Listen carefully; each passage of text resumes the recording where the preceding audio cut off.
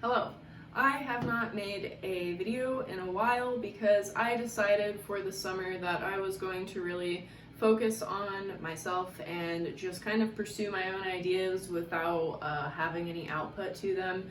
Just a lot of input and learning. So here I am finally creating output. So here we go. This video is about how to build your own academic curriculum, and I say this in a very fun and recreational way so that one of the pros of it is that you get to have your own flexibility with your schedule. You get to decide what textbooks you use, what resources you pursue, how often you study or work on this subject. And mind you, this doesn't have to be STEM-based. This can be whether you're learning music, whether you're learning to write creative stories, etc. So yeah, here we go. I would start off by saying articulate what subjects that you truly want to pursue. I recommend about 1 to 3. I usually only will do a max of 4 subjects throughout my curriculum, and it lasts about 2 to 3 months, and I try to study about like 30 minutes to an hour and a half per subject every other day, and that's been pretty good for me. But you'll also be aware of how quickly you grasp onto ideas based on your previous experience with studying.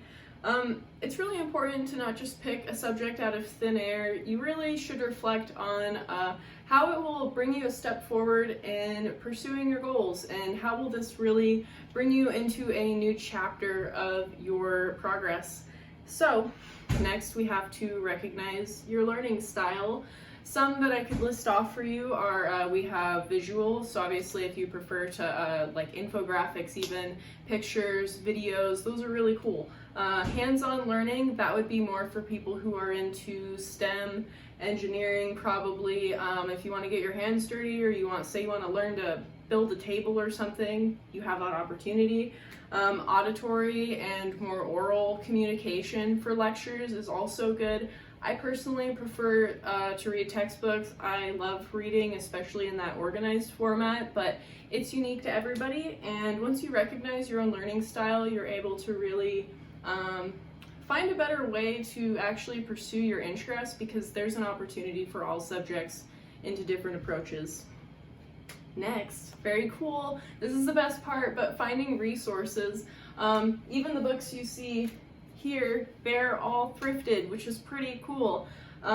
First of all, have conversations with people who've already graduated college. They may have really cool textbooks lying around, and if you don't know anybody like that, then thrift stores have a lot of textbooks. They're actually amazing, because usually used bookstores don't carry textbooks, but that goes on to my next point, is that you can find really awesome nonfiction books that are just super informative, and they really broaden your horizons, so that can be really enjoyable.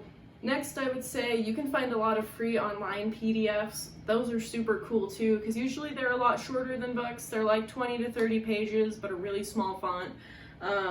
And mind you, I'm now going into more academic pursuit of studying, but I also, for more recreational activities, I would recommend YouTube. I know that sounds so obvious, but a lot of people don't utilize the internet to learn things and, take on new skills. They think they have to wait to go to school or find a mentor or do X, Y, and Z, when really you have everything completely in your control. If you want to learn something, you can do it, and you don't have to wait to pay college tuition in order to do that. Textbooks are definitely still able to be bought without you enrolled in classes.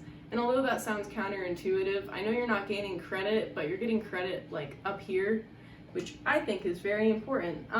Next, I would say to create a fun space to learn. Shout out to my boyfriend, Kyle. He built this amazing L-desk for me. Has a little hidden area right here for holding binders, and has all of my documentation, my textbooks, my notes. They're all together. And so when you really find a place that you can tune in and really focus on the information and reflect on it and kind of theorize about how that applies to a broader concept of something you really care about that's a passion in your life, it becomes way more motivating, because I look forward to sitting at this desk every day and studying now. I'm very happy about it.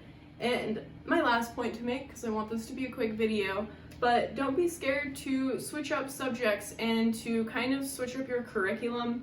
Because there are days when I really enjoy studying statics, and there are days when I can't even solve a physics problem. So I'm like, okay, I'm gonna move to a literature review of my research that I'm pursuing, and kind of just switching modes, left brain and right brain. Like maybe if you're tired of building something, which is a more objective task, then draw some art, you know, kind of figure out, or even draw out your ideas on like a thought map, you know. There are so many different ways that you can pursue your curiosity and still kind of be making progress without it looking what would be the standard ideal of what our society would consider progress.